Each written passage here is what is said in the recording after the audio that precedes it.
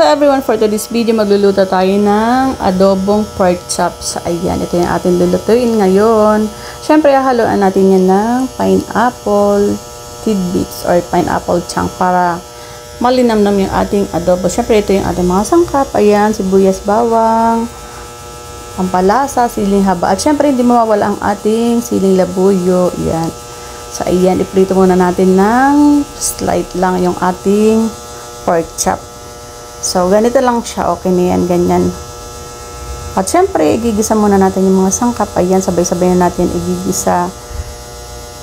At lalagyan na natin ng toyo. Ayan. Yung una-una natin na igigisa. Tapos, lalagyan na rin natin yan ng tubig. So, yan. Hayaan lang natin yan na kumulo.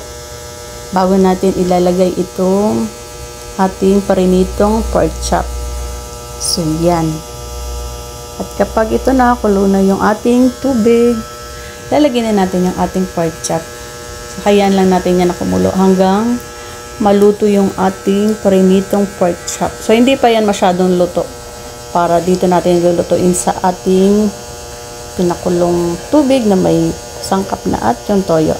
So, yan. Hayaan lang natin yan hanggang manuot yung lasa ng ating mga sangkap sa ating pork. So, ito at kulo na. Medyo luto na yung ating pork chop. Kaya lalagyan na rin natin yung ating sahog na pineapple. Nilagyan na rin natin yung ating siling haba at yung ating pampalasa at yung paminta. So, ayan, luto na yan. Konting kulo na lang yan. At syempre, lalagyan din natin yan ng konting suka. Yan, lalagyan natin ang suka kapag luto na talaga. Yan, konting suka lang lalagyan natin. So, eto na. At luto na ang ating ulam for today. Yan, ang ating adobong pork chop na may pineapple. Yan. Ito ang ating ulam for today. My own version adobong pork chop with pineapple. Thank you for watching, everyone.